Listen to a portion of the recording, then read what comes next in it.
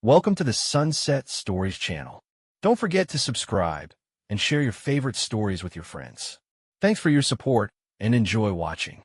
Catherine gently straightened the lace collar on her simple sky blue dress, heart pounding as she glanced at her reflection in the narrow hallway mirror. Tonight, she and her fiancé, Matthew, were heading to dinner at his mother's residence. Evelyn Moore, a woman known throughout Fairview for her wealth and imperious disposition. Catherine came from Greenvale, a quiet farming town several hours away, where her parents kept dairy cows and cultivated a modest plot of land. Growing up, she learned the value of hard work and sincerity, but also felt a knot in her stomach when confronting people from big cities who looked down on rural life. And nothing scared her more than facing Evelyn Moore, whose status and refined taste were rumored to border on downright snobbery. Matthew, sensing Catherine's nerves, squeezed her hand reassuringly as they stepped out. Yet his own voice trembled slightly when he said, "Don't worry, everything will be fine." Catherine knew he loved her, but also realized that his gentle nature sometimes failed to stand firm against his mother's iron will. She just hoped tonight's dinner wouldn't end in heartbreak. They arrived at the Moore estate in a well-to-do section of Fairview. A manicured lawn, glistening marble floors, and a chandelier that cast rainbows on polished surfaces practically shouted money. Catherine, swallowing her anxiety, followed Matthew inside. They were led through a grand foyer by a formally dressed attendant into an opulent dining room, where Evelyn awaited them. "Good evening, Mother," Matthew murmured. Evelyn glanced at him briskly before turning her gaze to Catherine. "I see you decided to join us," she said in a calm but chilly tone. "Matthew, I trust you've explained to your fiancé how we conduct ourselves at the table in this house." Catherine felt her cheeks burn, but she gave a polite nod. She had grown up hearing that courtesy was essential, so she tried to remain calm. Dinner commenced with exquisite dishes, delicately arranged starters, fine silverware, imported porcelain plates. After a few forced pleasantries, Evelyn cleared her throat. "Catherine, I hear your parents run a small dairy operation in Greenvale. Do you have many cows?" The question, posed with an innocent smile, sounded more like a barb. Catherine straightened. "They have 7. We supply milk and cheese to nearby stores." "It's an honest living," she replied, refusing to sound ashamed. Evelyn's lips curved slightly. "Yes, honest, no doubt. Of course, for someone like Matthew, a promising consultant with connections, I do wonder if such a background might hold him back." The mildness of her tone did little to hide the insult. Matthew, wanting to speak up, froze, torn between defending Catherine and yielding to Evelyn's imposing demeanor. The rest of dinner was marked by such quiet jabs, culminating in Evelyn's final blow as dessert was served. "By the way, my housekeeper's ill. If your mother needs extra income, Catherine, let her know I could use someone to scrub floors. I'm sure she's quite capable of hard labor." Silence fell. Catherine blinked back tears, but refused to let them fall in front of this woman. Instead, she met Evelyn's eyes and said calmly, "I'll pass along the information," then finished her tea in tense quiet. Back at their modest apartment, Catherine sat on the sofa, tears now flowing freely. Matthew paced, guilt etched on his face. "I'm so sorry, Cat. I never thought she'd go that far." Catherine wanted to be furious, but her heart hurt too much for anger. "I don't know what to do," she whispered. "I love you, but your mother, she hates me, and it feels like nothing will ever change that." Matthew tried to console her, but words rang hollow. In despair, Catherine phoned her own mother, Nora, back in Greenvale and poured out every detail. Her mother listened in silence before saying, calmly and firmly, "Don't let anyone demean you, dear. If that woman believes I'm just a cleaning lady, I'll visit her in person and set the record straight." Catherine protested, afraid confrontation would worsen things. But Nora was resolute. Sometimes you must face people like her head on. 2 days later, when Evelyn answered the door of her grand home, she saw a poised woman in an unassuming but elegant outfit. She scarcely believed this could be Catherine's mother, having expected someone plain in farm clothes. Nora introduced herself with a composed smile. Evelyn managed only a curt nod. "You must be Catherine's mother." "Indeed. The one you said should come work as your housekeeper," Nora replied pleasantly, stepping inside with Catherine close behind. "I'd like to talk about how you've been treating my daughter." Matthew stood to one side, both alarmed and proud. He watched as his forceful mother confronted a woman of calm self-possession. Nora, without raising her voice, explained that belittling Catherine was unacceptable. She made it clear, if Evelyn continued her disparaging remarks, Catherine would leave for good, and Matthew would lose the future he wanted with the woman he loved. A tense standoff followed, ending only when Matthew declared he wouldn't tolerate further abuse. Shocked at the idea of losing her son, Evelyn was momentarily speechless. Finally, she gave a half apology, calling her previous comments unfortunate. Nora accepted it with an arched brow. Concessions were made, but Evelyn's core attitude remained unchanged for now. At least Catherine felt relief that she was no longer alone in her fight. In the subsequent weeks, Evelyn withdrew into chilly silence, never calling or inviting them over. Catherine, simultaneously relieved and uneasy, pressed forward with wedding plans. She and Matthew had dreamed of hosting a small ceremony near a lakeside garden outside Fairview, an intimate event filled with flowers, homemade treats, and close friends. The question hung over them: invite Evelyn or not? Matthew couldn't bear excluding his mother, no matter how difficult she was. Catherine feared an ugly scene on her wedding day, but conceded that leaving out the groom's mother might be too drastic. So, an invitation was issued. Evelyn's response was short: "I'll consider it." Despite the tension, Catherine devoted herself to details, selecting a simple yet graceful gown, ordering rustic floral arrangements, contacting a local bakery for special pies and pastries reminiscent of Greenvale recipes. Matthew supported her choices, believing the day should reflect who they were, not what society expected. Sometimes he whispered, "I wish Mom could understand how genuine all of this is," and Catherine felt a pang of sympathy. She knew he loved both his mother and her, but the gulf was wide. As the wedding day loomed, they braced for whatever might happen. The venue near Lake Mayfield glowed with morning sunshine. Rows of simple wooden chairs faced a flower-adorned arbor, where Catherine, in her flowing white gown, walked to meet Matthew. Her parents looked on from the front row, Father John dabbing away proud tears, Nora smiling radiantly. Friends and cousins whispered encouragement. Evelyn arrived quietly, taking a seat with composed dignity. She wore a chic gray suit and watched intently, neither scowling nor smiling. Catherine caught sight of her and recalled all the hurtful words, yet resolved not to let anxiety mar this cherished moment. The ceremony was brief and deeply emotional. Catherine and Matthew exchanged vows of loyalty and love. Applause and soft music accompanied their first kiss as husband and wife. Soon everyone gathered under a canopy for a reception that was distinctly down to earth. Fresh berries, homemade cheeses, artisanal bread, and local wine. Some guests praised the authenticity, finding it refreshing compared to the usual pomp. In the corner, Evelyn sipped tea, quietly observing.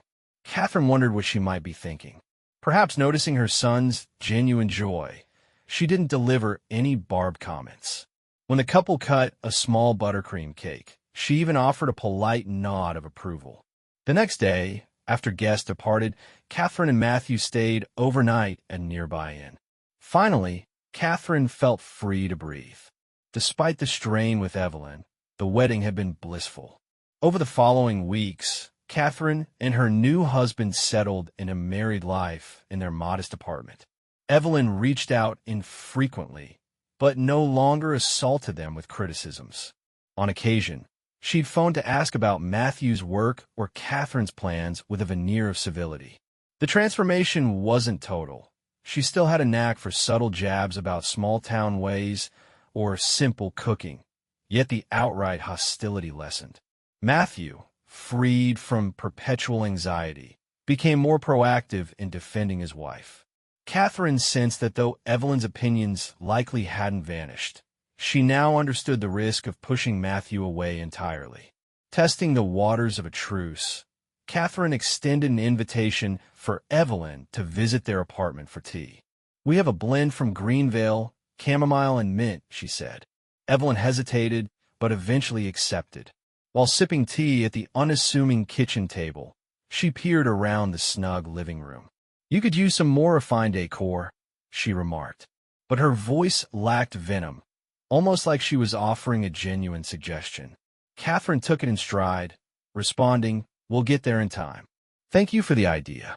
Months later, with summer approaching, Catherine decided to help her parents back in Greenvale with harvest preparations. Matthew planned to join her, though he had only a few days free. To everyone's surprise, Evelyn hinted she might want to come along. "I should see what kind of place shaped my son's bride," she remarked archly, but with a trace of curiosity.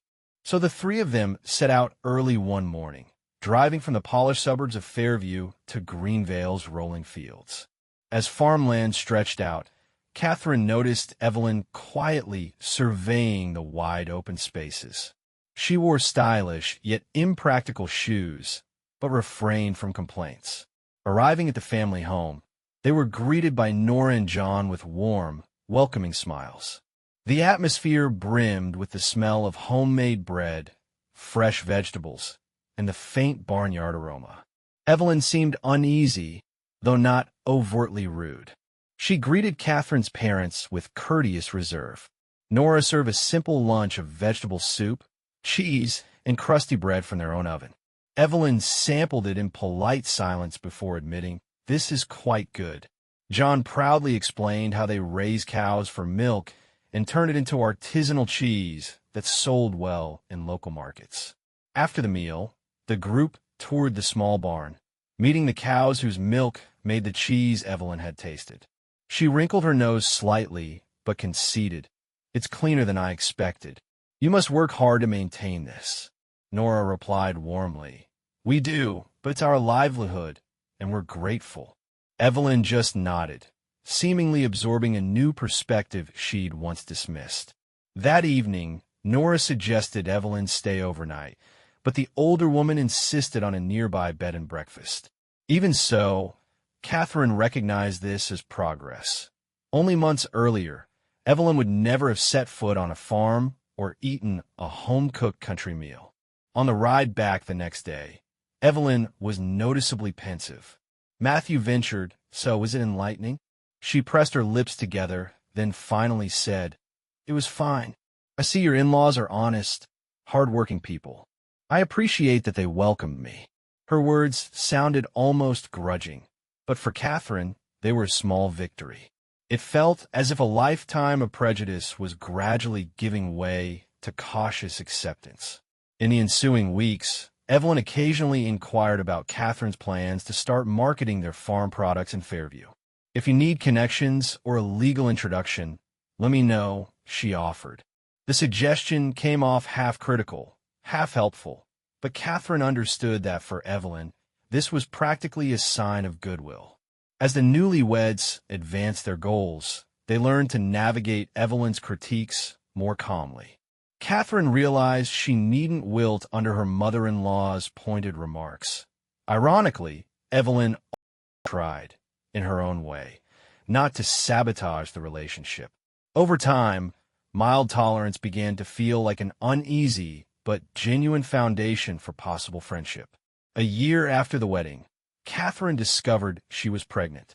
Overjoyed, she ran to tell Matthew, who could hardly contain his excitement. They promptly called Nora and John, who responded with shouts of delight. Catherine then considered how to share the news with Evelyn. Recalling past tensions, she decided to do it gently, inviting her over for dinner. That evening, after a simple meal, Matthew mustered his courage and said, "Mom, Catherine and I have big news. We're expecting a baby." For a moment, Evelyn's austere mask cracked. She stood, hugged her son, and then briefly, almost awkwardly, embraced Catherine. "That's wonderful," she said, voice catching slightly. "If there's anything you need, please tell me." Later that night, when Catherine replayed the moment in her mind, she felt overwhelmed by relief. She saw that Evelyn, despite her proud veneer, truly cared for Matthew. Perhaps a grandchild would soften her further. For the first time, Catherine believed their relationship had turned a crucial corner, one founded not on fear or forced politeness, but on shared anticipation of a new family member. The journey from rural nobody to a respected daughter-in-law was far from simple. Catherine recalled the humiliation at that first dinner, the tears she shed, the lonely nights doubting if her marriage could survive Evelyn's disapproval. Yet with unwavering love from Matthew, her mother's fierce intervention, and gradual persistence, Catherine found her self-respect. She refused to let Evelyn's social hierarchy define her worth. Nora's bold arrival in Fairview had shattered Evelyn's illusions of Catherine's supposed inferiority, forcing all sides to confront their own pride and fears. Seeing Catherine's farm, hearing about her parents' ambitions, and witnessing her unbreakable bond with Matthew helped Evelyn realize she might lose her son if she insisted on snobbery. No one expected Evelyn to transform overnight. Old habits remained. She occasionally tossed remarks about upgrading the furniture or teased Catherine's simpler style. But Catherine learned not to take every word personally. She saw that sometimes Evelyn simply lacked a gentler way of expressing concern. When real help was needed, from referencing a good pediatrician to sharing a crucial business contact, Evelyn stepped in with surprising generosity. Over time, tolerance turned into a fragile but genuine acceptance. Matthew cheered the changes, relieved the women he loved were no longer at open war. As the months passed, and small business distributing fresh dairy to local restaurants grew steadily, and Evelyn's mild guidance sometimes proved helpful.